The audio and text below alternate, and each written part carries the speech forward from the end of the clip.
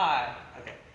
So today we're gonna kind of like advance where we left off on Monday to actually facilitating the guard pass, and also kind of talk about one of the main conceptual uh, foundational ideas of this semester, right? So on Monday, just kind of briefly review, we talked about the idea of pinning our opponent via trapping them on the center line, right? We laid out that. Let me get you in a half guard, that pretty much everything John here wants to do, let's say he comes up against this underhook, if he can get to the outside of this underhook, so say you scoot like almost like you're trying to go behind me, then he can go behind me, so on and so forth, and that's what's going to give him really strong positioning. If he crosses past this center line, so let's say you don't have this underhook, you cross this way, he can attack where Kimura is, and when you start getting to advanced ideas, that's where like Octopus Guard comes in, where he's essentially crossing the center line. Likewise, if I cross the center line, so let's say he has the underhook, and I want to not be underhook, so I try to go this way, well, obviously I'm giving him my back, and if I go too much this way, then I'm going to give him the sweep. So we laid out that as far as pinning my opponent, trapping him on the center line is where I'm going to have my control. Almost everything he wants to do is going to involve him getting to the outside or crossing over the center line, or getting me on either side of, off the center line. So we laid out some different ways that we can do this, pinning them to the floor, head drives to the sternum, boom, grinding up here, catching my two on, my over under control, and locking them in position, right? Get out here for a second. Now, pinning them on the center line is a great way to immobilize your opponent and maintain positional control, even if they have the underhook. Like it's pretty dominant, but the challenge comes in when we start trying to pass, or when they decide that the only way they're going to get out of this position is by abandoning it. Okay, and this is where the sort of controlling the center line runs into a bit of a wall, because let me get you down one more time. Because just keeping him pinned flat on the floor and underneath me in the center line does not prevent him from, if he just decides to abandon this half guard and plant both feet on the floor and bridge really hard to his left, right, from rolling me over. Likewise, let's just say we kind of skip some steps and I get to my underhook. If I'm just focusing on controlling his chest and I start to pass for a knee cut, and it's like I might get this point where I'm clear through here, but he still has my ankle. I don't know if you can really see that on the camera, but he's still grappling my foot. Here, at this point, if I get stalled up in this situation, even if I have the underhook, if John here again rolls really hard just to his left, right, he can take me over, and I'm going to lose everything. What this tells us is that in order to facilitate the guard pass, we need a little bit more than just pinning them on the center line. And this gets us to our next major foundational idea of this semester, which is head displacement. Now, we kind of played with this a little bit, mechanically speaking, on Monday by putting our head underneath their jaw and then putting our head on the side of their head. There's actually three ways that we're going to do this. We're going to focus on one of them today, and that's going to facilitate that knee cut pass we just demonstrated, which is putting my head in the chin. Now, there are two things that this head in the chin idea is servicing. Let me grab it again. One is it puts a blockade, so let's just have you flat. It puts a blockade between himself and his ability to sit back up, right? So like once my head comes here and I'm under the chin, if he tries to like sit up, it's very difficult because he cannot compress his midsection. The other thing this does is, I'm just going to use my hand this time, is it glues the back of his head to the floor, which makes it very difficult for him to mobilize, right? It's like if I'm just here and you start trying to shrimp away, it's like it's really kind of awkward, right? So this is what we're going to utilize to pin our opponent to facilitate this guard pass. So the way that we'll do this, we actually laid out a couple of different ways on Monday, but it's ultimately about shifting my weight back towards my hips and putting my head under the chin. And this has so many different applications, it's like I couldn't even show them all. If he has the underhook, as we demonstrated, I frame, I collapse his post, I shift back, my head finds his chin, and now even if he has this underhook, it's like at this point, I'm in the dominant controlling situation, because if John tries to make use of this, like try to move around, please, it's very difficult to make much of anything happen, and it's quite unpleasant, yeah? So here, it's very easy for me to pummel this underhook, right?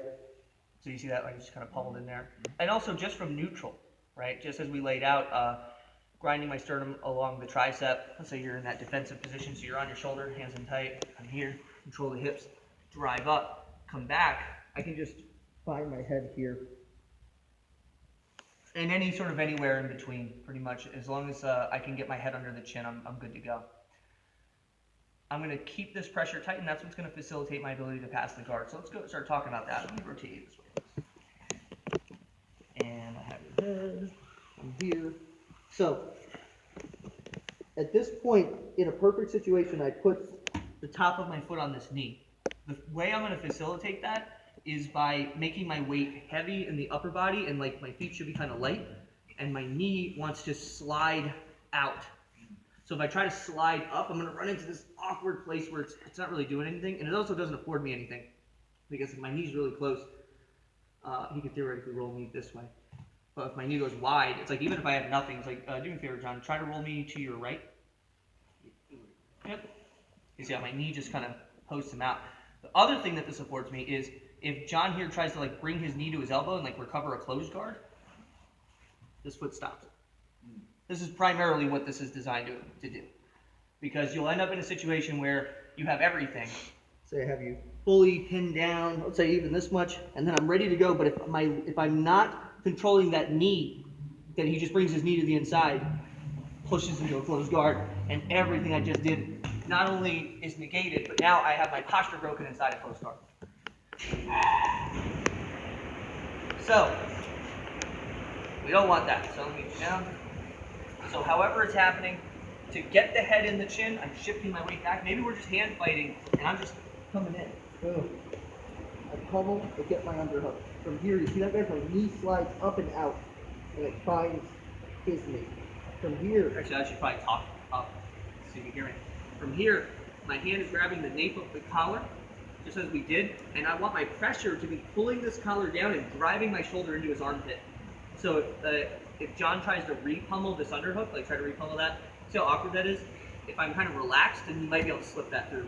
You can sort of accomplish the same thing too by keeping my hand up way high. So if he tries to re-pummel from that, it's still pretty awkward. You don't have as much pressure though, I don't think. So, but kind of taster's choice on that one. So I get the collar, drive the shoulder in. From here, I'm going to keep my head up for a second, but just envision that my head's under his chin at this point. I want to pummel and catch the tricep. I'm not grabbing the gi, and I'm not overhooking. I'm just cupping the tricep and holstering his forearm into my ribs. You guys see that? From here, I'm ready to start facilitating my guard pass. What I am going to do here, and this is also another thing that the bottom of the foot helps, because let's rotate a little bit this way. One of the, do you see my feet pretty good, Jim? Mm-hmm. Cool. One of the problems that comes into knee cuts is getting this knee out. And so you see people do a lot of weird stuff. You see people do a lot of like, they'll see like the toes will come in and they'll press the knee down and then they try to twist. And a lot of ways people knee cut is it's like a twisting of their own knee in the wrong direction. Ugh. Now they're like weirdly stretching out their IT thing. It's very bizarre. I'm not going to turn my legs. I'm going to turn my body. Like, I'm going to turn everything facing that direction, right?